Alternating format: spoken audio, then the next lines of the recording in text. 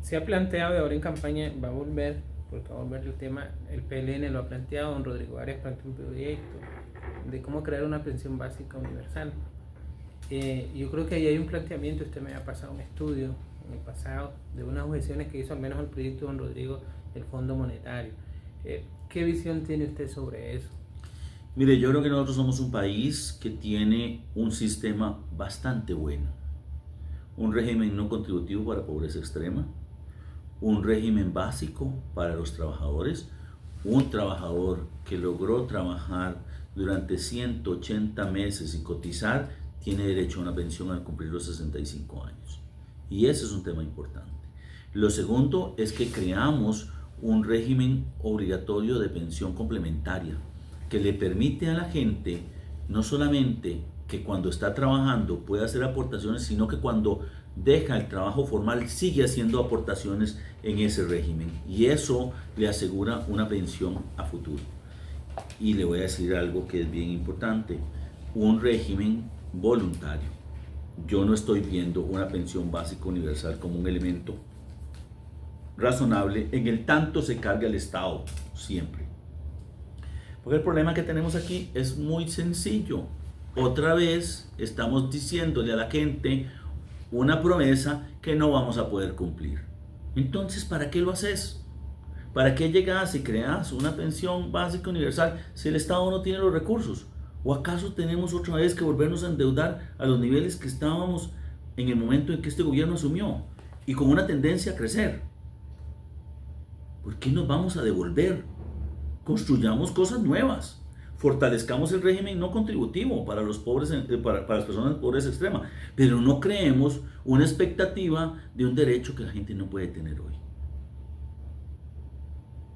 Ya no tenemos que seguir mintiendo, Josué. No se puede seguir mintiendo. ¿Y qué fue lo que dijo el fondo en su momento sobre ese planteamiento? El fondo lo que dijo fueron dos cosas importantes. Ya hay un régimen para pobreza extrema.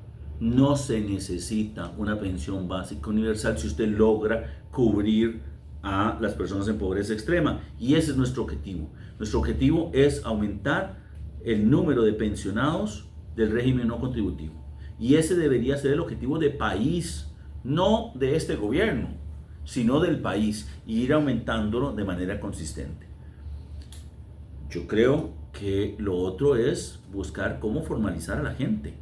Realmente uno de los problemas más graves que tenemos nosotros de formalidad aquí es la misma Caja Costarricense de Seguro Social. Porque los costos son altos.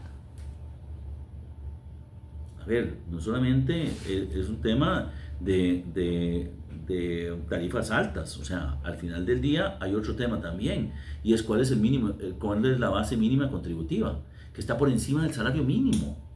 Entonces la pregunta es, ¿cómo puede ser posible que una persona trabaja por 300,000 colones y resulta que la caja dice que el salario, la base mínima contributiva es sobre 390? Entonces, ¿qué es lo que va a pasar? Hay un desincentivo para el patrono de asegurar a esa persona, pues está pagando por algo que no le está pagando al trabajador. O sea, yo creo que nosotros vamos a tener que evaluar otra vez eso, porque resulta que la base mínima contributiva sube por una decisión de los 9 miembros de la Junta Directiva de la Caja. Pero hay representación del gobierno también. ¿Perdón? Hay representación del gobierno también. Son 3 de 9. 3 de 9.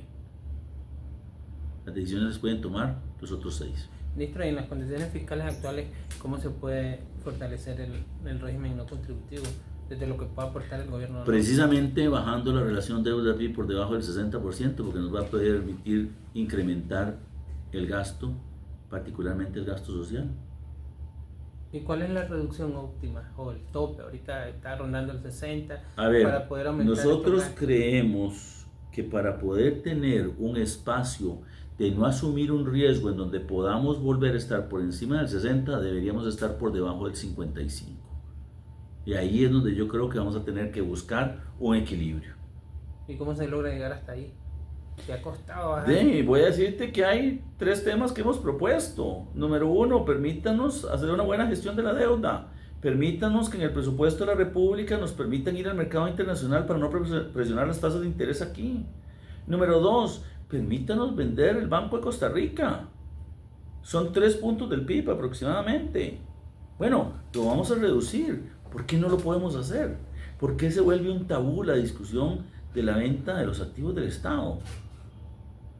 Y el tercer elemento, que tal vez es más importante, es creemos las rentas necesarias para poder pagar la deuda. Así como estamos, vamos a ir muy despacio. Pero el proyecto de venta del BCR, yo no sé, no está muy desarrollado el tema de cómo va a afectar los servicios. Se ha desarrollado el tema de cuánto puede ingresar, de cuánto se puede reducir en el pago le voy a decir una cosa. Y del espacio fiscal. Cuando, pero ¿cómo puede desequilibrar o no el servicio? ¿Por qué va a desequilibrar el servicio? ¿Por qué va a desequilibrar el servicio?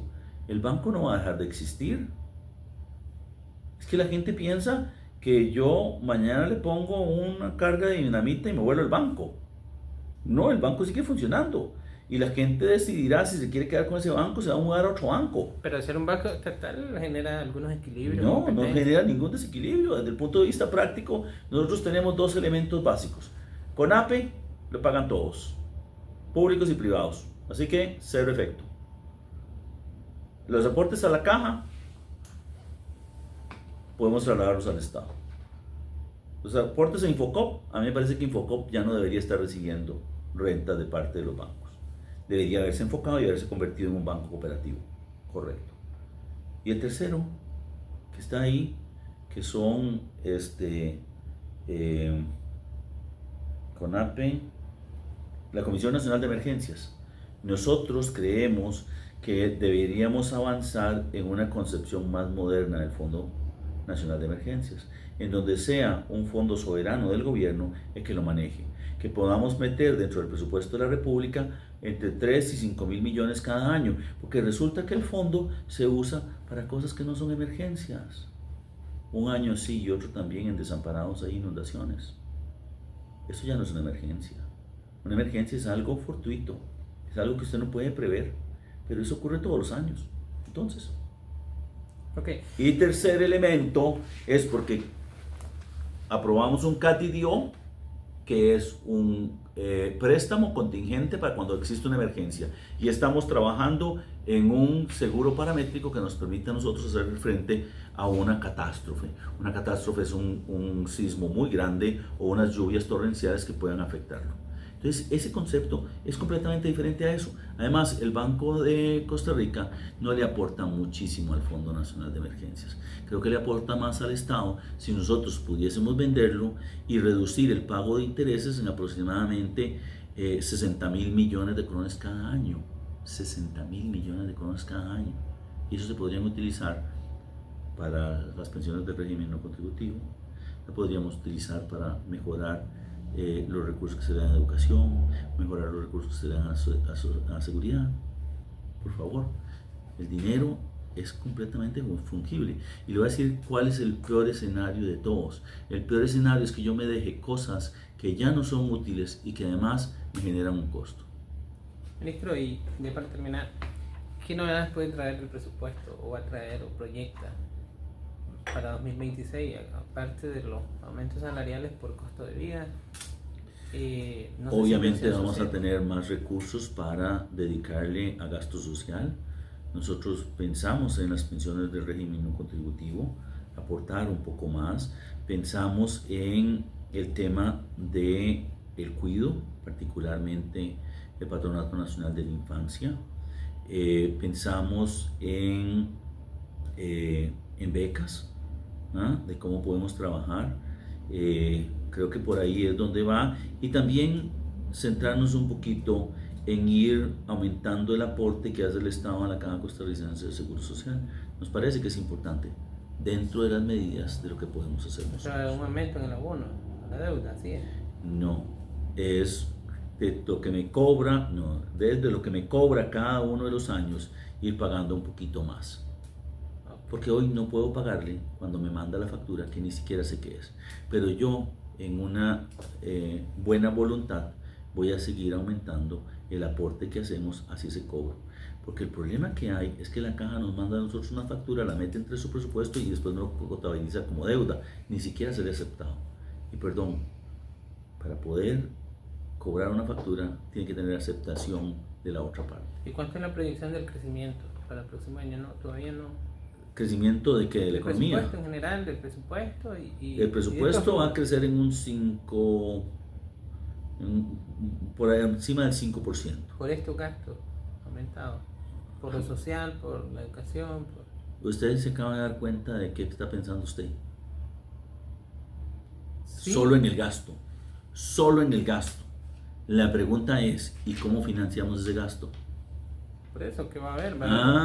Yo le voy a decir cuál es el problema. Si nosotros seguimos discutiendo eso, nosotros no vamos a aumentar en un 5%, porque sería irresponsable.